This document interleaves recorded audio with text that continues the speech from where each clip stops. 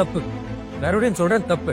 ஒரு legal notice வரும்பொழுதுட்டும் கண்டிப்பா அதுக்கு ரிப்ளை கொடுக்கணுமா கொடுக்க கூடாதுன்றதை வெரிஃபை பண்ணி நம்ம வந்து பணத்தை கட்டணும்னு சொல்லி இல்ல அதுக்கான மாற்று சொல்யூஷன் எதுவுமே தேடாம நம்ம ஐடலா உட்கார்ந்துட்டோம் அப்படின்ற பட்சத்தில் அவன் ஸ்டேட்மெண்ட் ஆஃப் கிளைம் உள்ள கொடுத்துருப்பான். நம்ம டிஃபென்ஸ் ஸ்டேட்மெண்ட் அதுல வக்காலத்தை தாக்கல் பண்ணி கண்டிப்பா அதுல கொடுத்தாகணும். இது எதுவுமே கொடுக்கலாம். கண்டிப்பா கலெக்ஷன் ஏஜென்ட் ஒரு மாசம் டிலே ஆன உடனே வந்து போன் பண்ண ஆரம்பிச்சிருவாங்க. இல்ல சில பேர் நேர்ல வருவாங்க. வந்திருக்க பேங்கர் கோர்ட் ஆர்டர் வேணும்னு சொல்லி அது கூட மைண்ட் பண்ண மாட்டா. இருக்க ஆர்பிட்ரேஷன் அவார்டை வச்சு உங்களோட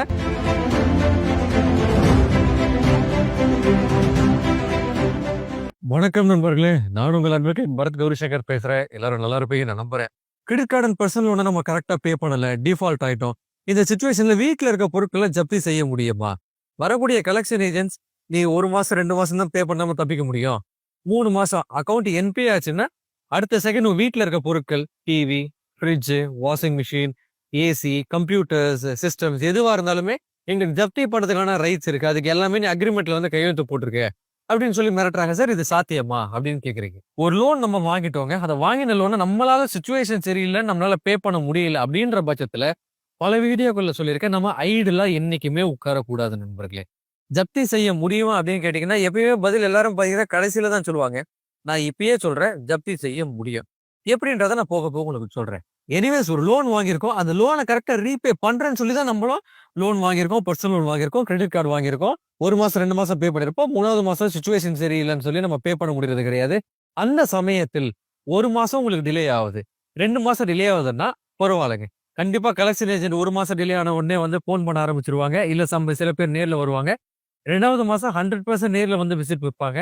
அந்த சிச்சுவேஷனை உங்களால பே பண்ண முடிஞ்சது, பணத்தை வந்து உங்களால அதாவது அந்த பேட்டர் ஆயிருக்கு இல்லையா, 1 மாசம் இஎம்ஐ மிஸ் ஆயிருக்கு, 2 மாசம் இஎம்ஐ மிஸ் ஆயிருக்குன்னா அதை கட்டி முடிச்சுட்டு நீங்க கண்டினியூ பண்றது நல்ல விஷயமா இருக்கும். அட் தி சேம் டைம் உங்களால பேவே பண்ண முடியல, வேலை போயிருச்சு, பிசினஸ் லாஸ், கஷ்டப்படுறீங்க, பே பண்ண முடியாத சுச்சுவேஷன் வருதுன்னு தெரிஞ்சு அடுத்த செகண்ட் நீங்க என்ன பண்ணணும், அதுக்கான வழிகள் ரீஸ்ட்ரக்சர் பண்ணலாமா, இல்ல ரீசென்யூர் பண்ணலாமா, இல்ல லோனை வந்துட்டு புது லோனை கன்சால்டேட் பண்ணலாமா. ஏன்னா கன்சால்டேஷன் இந்தியாவில் பார்த்தீங்கன்னா 95% வந்து நடக்கிறதுக்கான வாய்ப்பு கிடையாது.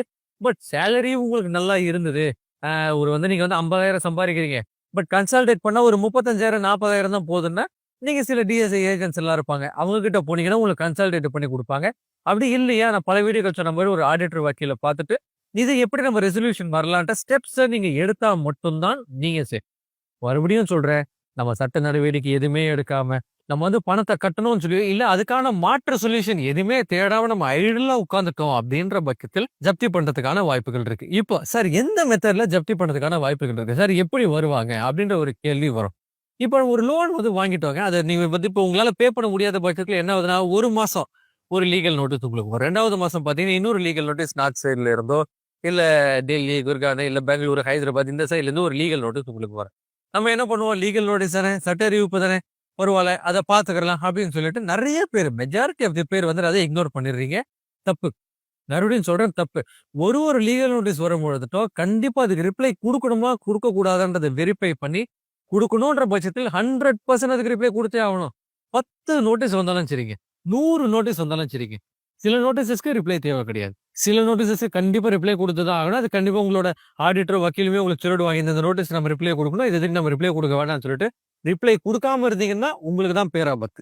அதே சமயத்தில் நோட்டீசஸ் வழியாவே ஆர்பிட்ரேஷன் நோட்டீஸ் வரும், ப்ரீ ஆர்பிட்ரேஷன் நாங்கள் அப்பாயின்ட் பண்றோம்னு சொல்லி வரும். ப்ரீ ஆர்பிட்ரேஷன்ல ஒரு 3 ஆர்பிட்ரேட்டர் பேர் கொடுத்துருப்பாங்க. ஃபார் எக்ஸாம்பிள் ஒரு டாடா கேபிட்டல் வச்சுக்கோங்களேன், 3 பேர் சொல்லியிருப்பான். பெங்களூர்ல ஒருத்தர் சொல்றாங்கன்னா, ஹைதராபாத்ல ஒருத்தர் சொல்றாங்கன்னா, சென்னையில ஒரு ஆள் சொல்லியிருப்பான். ஸோ இந்த 3 பேர்ல உங்களுக்கு யாரு சௌகரியமோ நீங்க அவங்கள தேர்ந்தெடுத்துக்கீங்க அப்படின்னு சொல்லி தான் அனுப்புவோம். இப்போ சென்னையில இருக்க நம்ம நீங்க யாரை போய் தேர்ந்தெடுப்பீங்க, பெங்களூர்ல இருக்கவன், டெல்லியில இருக்கவன், ஹைதராபாத்ல இருக்கவன் தேர்ந்தெடுப்பீங்க, சென்னையில இருக்கிறத தேர்ந்தெடுப்பீங்க. அவனை தேர்ந்தெடுக்கணும், நல்லா புரிஞ்சுக்கங்க. நிறைய பேர் அந்த 3 பேர் வந்துருச்சு, நம்ம வந்து பரவாயில்ல அவனை வந்து அப்பாயின்ட் பண்ணட்டும்னு சொல்லி விட்டீங்கன்னா அவன் பெங்களூர்ல போய் போடுவான், இல்ல டெல்லியில ஒரு ஆள் வந்து தேர்ந்தெடுப்பான். ஏன், அவன் கிளியரா உங்களுக்கு டாக்குமெண்டேஷன் அனுப்பியிருக்கான், கிளியர் கட்டா நீங்க யாரை செலக்ட் பண்ணணும்னு உங்களுக்கு ப்ரீ இன்டிமேட் பண்ணிருக்கா, நீங்க யாருமே செலக்ட் பண்ணல. So he is going on his own way அப்படின்ற ஒரு பட்சம் தான். இப்ப ஆர்பிட்ரேஷன் நோட்டீஸ் வரும், ஆர்பிட்ரேஷனையும் நீங்க கண்டெஸ்ட் பண்ற போல சுச்சுவேஷன் நேரிடும். வங்கிகளை பொறுத்த வரைக்கும் ஆர்பிட்ரேஷன் ஒன்று ஸ்டார்ட் பண்ணிட்டாங்கன்னா 100% உங்ககிட்ட பணத்தை வாங்காம விட போறது கிடையாது. ஆர்பிட்ரேஷன் மூலியமாவே உங்களோட வீட்டுல இருக்க பொருட்களையோ, நிறைய பேருக்கு ஆர்பிட்ரேஷன் அவார்டு வந்திருக்கு, அவார்டு வரைக்கும் விட்டுறீங்க, அது வரைக்கும் விடக்கூடாது. மறுபடியும் ரிப்பீட் பண்றேன் சார், அவார்டு வந்துருச்சு அதுக்கப்புறம் என்ன பண்றதுன்னு தெரியல. அப்ப அவார்டு வரதுக்கு முன்னாடி உங்களுக்கு நோட்டிபிகேஷன் வந்திருக்கா சார்னு கேட்கும்போது பாத்தீங்கன்னா நிறைய பேர் வந்திருக்கு சார், ரிஜிஸ்டர் போஸ்ட் மூலியமா வந்திருக்கு, நான் கவனிக்காம விட்டுட்டேன். நிறைய பேர் ஓப்பனே பண்ணாம வச்சிருக்கீங்க. தயவு செஞ்சு பண்ணுங்க. ஆர்பிட்ரேஷன் நோட்டீஸ் எல்லாம் வந்து ரொம்ப கவனமா பார்க்கணும். எதுக்கு ரிப்ளை குடுக்கணும், எதுக்கு ரிப்ளை குடுக்கக்கூடாது. ஆர்பிட்ரேஷன் வந்து 100% ரிப்ளை குடுத்தே ஆகணும். விருப்பம் இருக்கு, விருப்பம் இல்லன்றதையும் குடுத்தாகணும். அப்பாயிண்ட் பண்றாங்க, அப்பாயிண்ட் பண்றதுல எனக்கு சாட்டிஸ்ஃபேக்ஷன் இருக்கா, இல்லையான்றதையும் நம்ம தகவல் மூலியமா குடுக்கணும். இல்ல நீங்க ஆர்பிட்ரேஷன் வந்து பெங்களூர்ல வைக்கிறீங்க, டெல்லியில வைக்கிறீங்க. எனக்கு சென்னையில ஆர்பிட்ரேட்டர் வைங்கன்னு சொல்லி அவன் ஸ்டேட்மெண்ட் ஆஃப் கிளைம்ன்ற ஒண்ணுல குடுத்துருப்பான். நம்ம டிஃபென்ஸ் ஸ்டேட்மெண்ட் அதுல வக்காலத்து தாக்கல் பண்ணி கண்டிப்பா அதுல குடுத்தாகணும். இது எதுவுமே குடுக்கலாம். அவன் ஜப்தி ஆர்டர் வைத்திருப்பான். டிக்கி என்ன பண்ணுவான்னு பார்த்தீங்கன்னா, 2 விதமா உனக்கு ஒண்ணு வீட்ல இருக்க பொருட்கள் எல்லாத்தையும் நான் ஜப்தி பண்றேன்.